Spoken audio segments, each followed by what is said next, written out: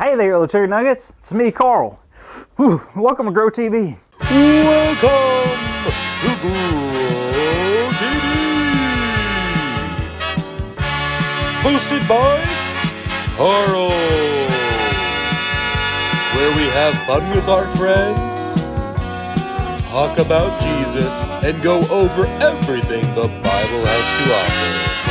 Now once again, welcome to Grow TV. Oh, hey there, kids. How you doing? Having fun? Enjoying this beautiful Christmas season? Isn't it wonderful? Oh, me, what am I doing? Well, as you can see, I'm not in my office or home right now, and, well, it's pretty bad. I'm outside, and it is freezing out here. I feel like I'm an ice cube taking a bath in a frozen lake. And then I got out and went to go get a blanket, but that was made of ice cubes. Ice cube blanket! Now you're probably asking, hey Carl, how'd you get out in the freezing cold in the first place? Well, it's a funny story. So there it was, in my house. It was right after dinner, and I was absolutely stuffed. But then in the corner of my eye, I see a beautiful plate of delicious, chewy, warm, chocolate chip cookies. Now I knew that my stomach was full, but in that moment, nothing else mattered to me beside those cookies. So I had a decision to make. Eat those cookies and feel terrible and face the consequences, or be an adult and have the emotional control to say no. So after I ate all the cookies, things got real bad. I ate so much sugar that I began to see colors I never knew existed. I began to hallucinate and see the strangest things. My taste buds felt like they got a ride on a rocket ship into the planet of Flavorverse and into the city of Tastyopolis. Occupation? Who knows? Me. So then I started to get all sweaty and I figured, hey, I'll just step outside for a little bit. Cool down, you know? Wouldn't you know it, I locked myself out of the house. Wish I could remember the lock code for my door, but I can't. Wait a second, I think I might know who knows the code. Hold on, let me try and give her a call. Hi, Carl.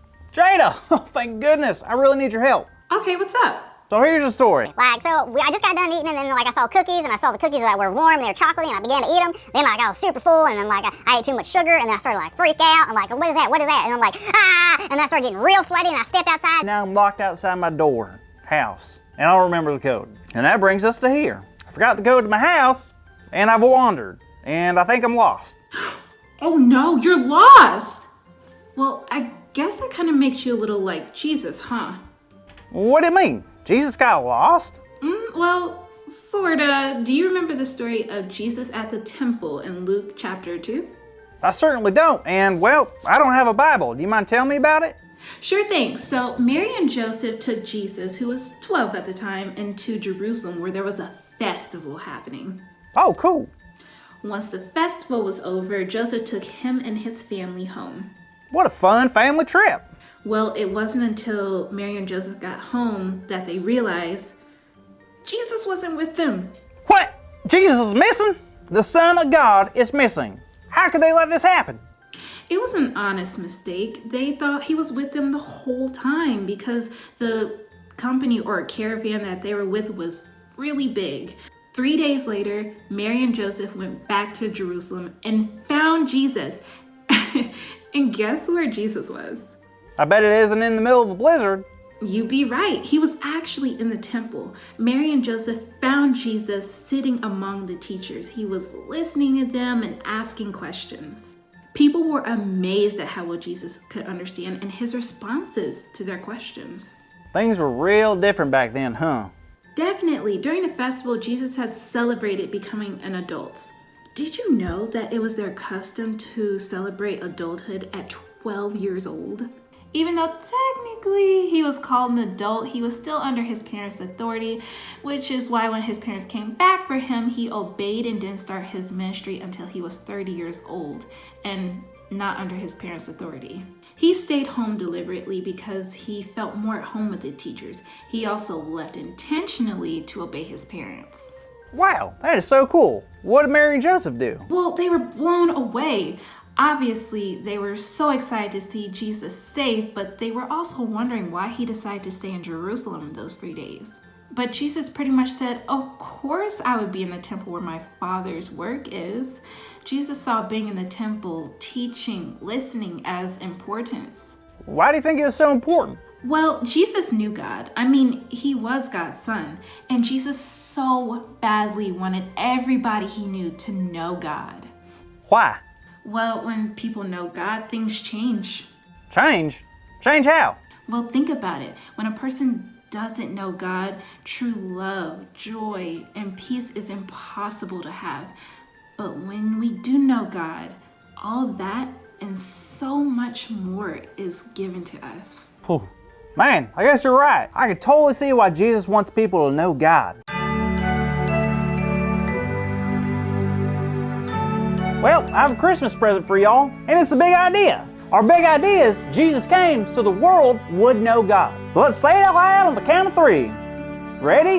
1, 2, 3. Jesus came so the world would know God. Yes! Yes! Yes!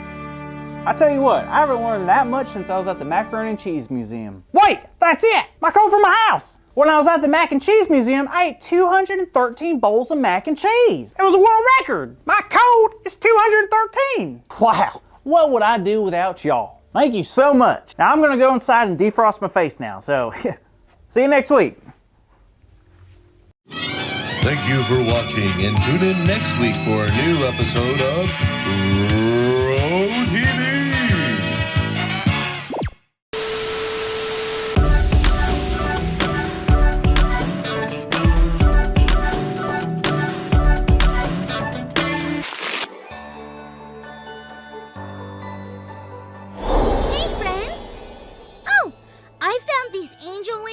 Closet from a play I was in once. I put them on because they reminded me of last week's Bible story and made me feel full of peace. Bah! We got another message from a friend who lives in a totally different place in the world called Japan. Can you say that with me? Japan! Japan! Let's check it out.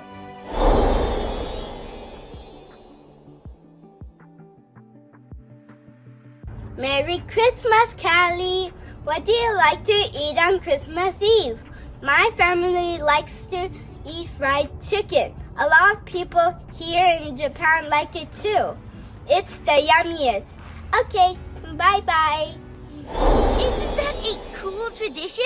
My family eats ham usually, but I love fried chicken.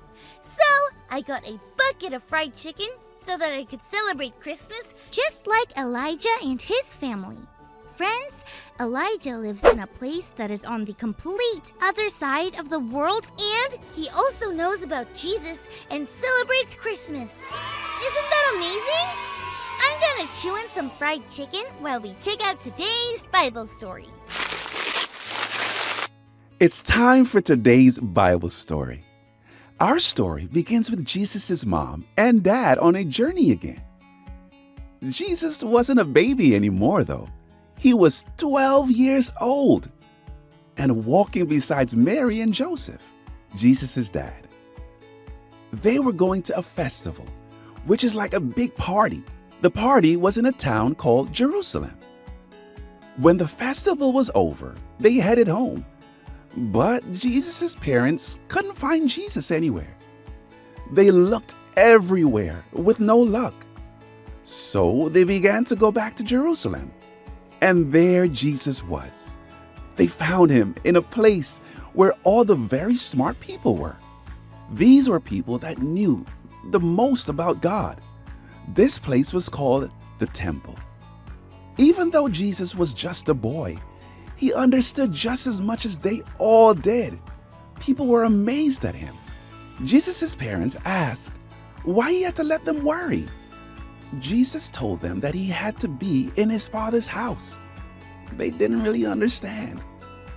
What father was Jesus talking about?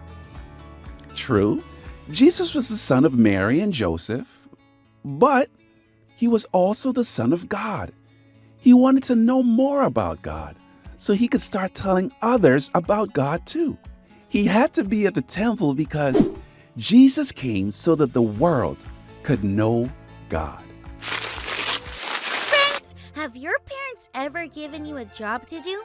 Like pick up toys or books? Jesus was just a kid, but he had a big job. He came so that others might know God. The really cool thing is that even though we're kids too, we have the same job. We can help others know God by sharing joy, peace, and love with others. It's a good thing I cleared out some space in my tummy because I want to invite you all to something very special. Come on.